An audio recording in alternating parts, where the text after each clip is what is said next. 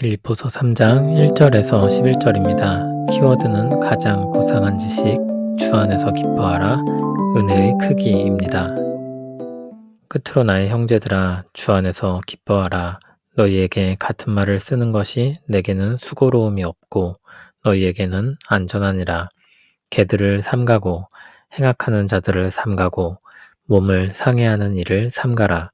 하나님의 성령으로 봉사하며 그리스도 예수로 자랑하고 육체를 신뢰하지 아니하는 우리가 곧 할례파라. 그러나 나도 육체를 신뢰할 만하며 만일 누구든지 다른 이가 육체를 신뢰할 것이 있는 줄로 생각하면 나는 더욱 그러하리니 나는 8일 만에 할례를 받고 이스라엘 족속이요 베냐민 지파요 히브리인 중에 히브리인이요 율법으로는 바리새인이요 열심으로는 교회를 박해하고 율법의 의로는 흠이 없는 자라. 그러나 무엇이든지 내게 유익하던 것을 내가 그리스도를 위하여 다 해로 여길 뿐더러 또한 모든 것을 해로 여김은 내 주 그리스도의 예수를 아는 지식이 가장 고상하기 때문이라. 내가 그를 위하여 모든 것을 잃어버리고 배설물로 여김은 그리스도를 얻고 그 안에서 발견되려 함이니 내가 가진 의는 율법에서 난 것이 아니요 오직 그리스도를 믿음으로 말미암은 것이니 곧 믿음으로 하나님께로부터 난 의라. 내가 그리스도와 그 부활의 권능과 그 고난의 참여함을 알고자 하여 그의 죽으심을 본받아 어떻게 해서든지 죽은 자 가운데서 부활에 이르려 하노니. 아멘. 사도는 흐트러질 수 있는 주의를 집중시키며 말합니다. 끝으로 나의 형제들아. 여기 끝으로라는 말은 이런 말입니다. 자, 이제 가장 중요한 것을 말하겠습니다. 주의를 집중시키는 것입니다. 그리고 이 말을 합니다. 사도는 주 안에서 기뻐하라 고 말합니다. 이미 앞에서 여러 차례 나왔던 말입니다. 사도도 알고 있습니다. 그러나 이 말을 반복해서 쓰는 것이 수고롭지 않다고 했습니다. 여러 번 말해도 지나치지 않은 말이라는 것입니다. 그리고 그것이 안전하다고 했습니다. 주 안에서 기뻐하라고 거듭 말하는 것이 주님의 교회를 견고하게 세운다는 것입니다. 이 절을 보면 그렇게 반복해서 말하는 배경을 알 수 있습니다. 사도 바울은 삼가야 할 사람들, 즉 조심해야 할 사람들에 대해 말합니다. 그들은 개들, 행악하는 자들, 또 몸을 상해하는 일을 하는 자들로 언급됩니다. 개는 유대인들이 이방인들을 경멸조로 부를 때 쓰던 말입니다. 우리 정서에서의 개와는 다른 뉘앙스입니다. 개들로 불리는 그들은 교회에 해를 끼치기 때문에 행악하는 자들이라고도 불립니다. 그들은 할례를 행해야 한다고 주장하는 유대인들이었기 때문에 그들을 몸을 상해하는 일과 연결짓습니다. 할례는 하나님께서 언약을 위해 주신 표였습니다. 그런데 신약에 이르러 유대인들에게 그것은 그저 민족의 자랑이 되고 말았습니다. 그리고 그것을 받아야 한다고 가르쳤습니다. 그러나 주님의 교회는 그리스도의 피로 맺은 언약으로 충분하다는 것을 잊지 말아야 했습니다. 그리스도야말로 교회의 기쁨이었습니다. 그러므로 할례가 아니라 그리스도로 기뻐해야 했고 외적인 표로 자랑할 것이 아니라 언약의 근거가 되시는 그리스도를 자랑해야 했습니다. 그 사실을 거듭 말하여서 기억하는 것이 교회를 안전하고 견고하게 지키는 것입니다. 주님의 교회는 그들의 잘못된 가르침을 떠나서 바른 지식을 취해야 합니다. 사도는 육체의 할례를 자랑하는 그들이 아니라 하나님의 성령으로 봉사하며 그리스도 예수로 자랑하고 육체를 신뢰하지 아니하는 우리가 곧 할례파라고 말합니다. 주님의 교회야말로 하나님의 백성이라는 것입니다. 교회는 손으로 하지 아니한 그리스도의 할례를 받은 사람들입니다. 믿음으로 말미암아 주님과 함께 죽고 그 안에서 함께 다시 살아난 사람들입니다. 육체의 표가 없고 율법을 지키는 외적인 행위가 없지만 이들이야말로 진정 할례자들입니다. 사도 바울은 뭘 모르는 사람이 아닙니다. 그 자신이 할례자였습니다. 4절부터 그 이야기를 합니다. 육체로 말하자면 자신은 모든 자격을 갖췄다고 말합니다. 그는 8일 만에 할례를 받았고 혈통으로는 이스라엘 족속의 베냐민 지파로서 히브리인 중에 히브리인입니다. 율법을 지키는 것으로 말하자면 그는 바리새인이었습니다. 지식이나 행위에 있어서 그 누구보다 율법을 준수하기 위해 힘쓴 사람이었습니다. 그에 대한 열심으로는 교회를 박해하고 율법으로는 흠이 없는 자였습니다.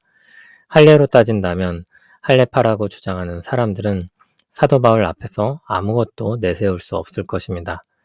그런데 사도 바울은 그 모든 것을 그리스도를 위해 다 해로 여기게 되었습니다.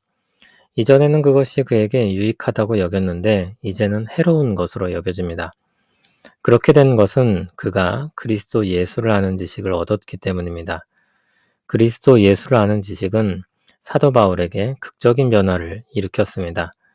이제 그리스도를 위하여 모든 것을 잃어버린다고 해도 그리스도를 얻는 것을 기뻐합니다.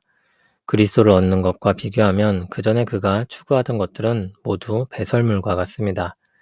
사도는 율법을 통해 의를 얻고자 했지만 그것이 불가능하다는 것을 깨닫게 되었고 그리스도를 믿음으로 의를 얻을 수 있다는 것을 알게 되었습니다. 그래서 그는 그리스도 안에서 발견되기를 바랍니다. 아무리 바리새인이었던 자신이라도 스스로 쌓아 올린 의를 가지고 하나님 앞에 선다면 심판을 면하지 못할 것입니다. 그러나 그리스도의 의로 덧씌워지고 그리스도 안에서 발견된다면 그는 하나님께 의로운 자로 여김을 받게 될 것입니다. 이제 그가 가진 의는 율법에서 자기 스스로 얻은 것이 아니라 오직 그리스도를 믿음으로 말미암은 것입니다. 믿음을 수단으로 하여 하나님께로부터 얻은 의입니다.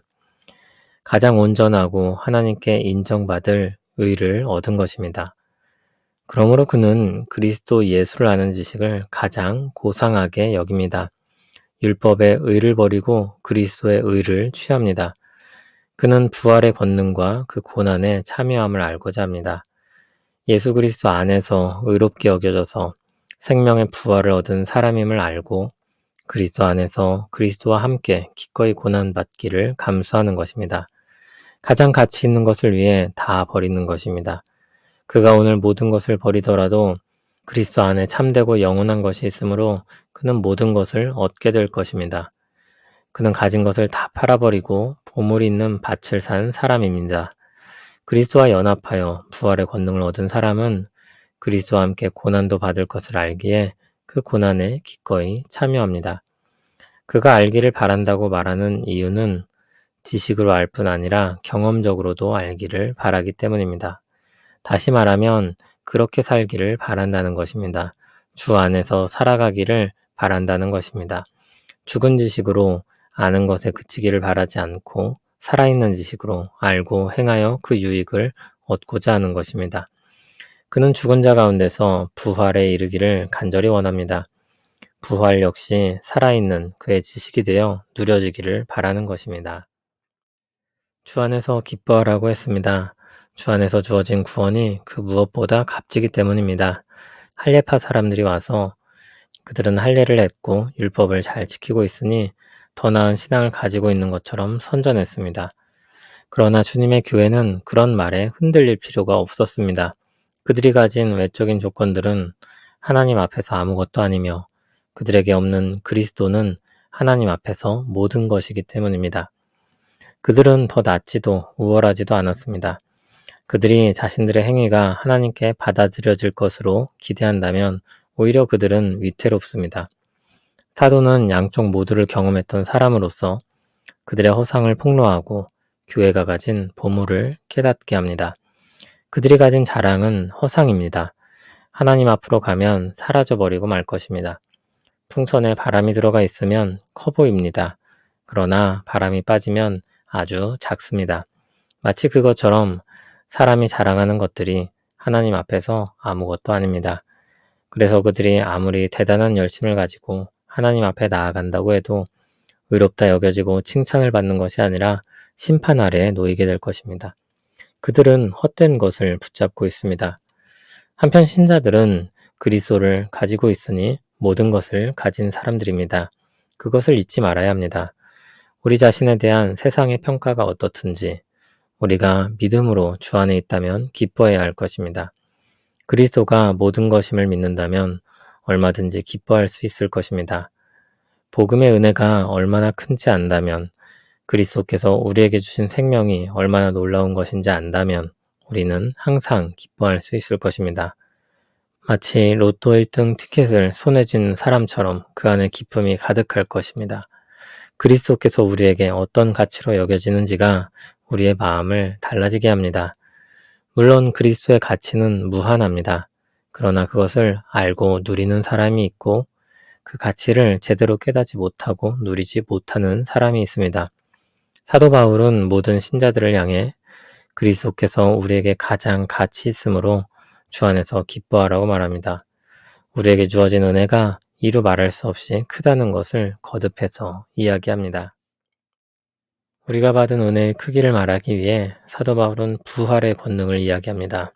그 어떤 사람도 얻을 수 없는 생명의 부활이 그리스도 안에 있는 사람들에게 주어졌습니다. 그러면 다른 것들은 말할 것이 없습니다. 가장 어려운 것을 해결할 수 있다면 다른 것들은 사소한 일로 여겨질 것입니다. 그리스도를 부활하게 한 권능으로 우리 인생을 하나님께서 보존하고 이끄신다면 그것이야말로 영원한 소망 아니겠습니까? 주 안에서 기뻐하라는 사도의 말은 웃으면 웃게 된다거나 긍정적으로 생각하면 좋은 일이 일어난다는 것이 아닙니다. 우리에게 모든 것 되시는 그리스도가 주어졌으니 그 가치를 깨닫고 기뻐하라는 것입니다. 그래서 사도 바울은 그리스도를 아는 지식이 가장 고상하며 자신의 모든 인생을 통해 그리스도를 알고자 한다고 한 것입니다. 우리도 이 말씀을 통해 우리에게 오신 그리스도를 묵상하고 우리에게 주신 은혜의 크기를 새기길 바랍니다. 그리스도를 아는 지식이 가장 고상하고 귀한 것임을 알게 하시니 감사합니다. 세상에서 가장 값진 것을 얻었다는 것을 깨닫게 하시고 믿음으로 살아가면서 경험으로도 알게 하옵소서. 그리스도 안에 있는 생명으로 말미암아 주 안에서 기뻐하며 살아가게 하옵소서. 부활의 권능으로 모든 고난을 감당하게 하실 줄 믿습니다. 우리에게 주신 그 은혜의 크기를 매일 묵상하며 기쁨으로 주님을 따르게 하옵소서. 예수님 이름으로 기도합니다. 아멘.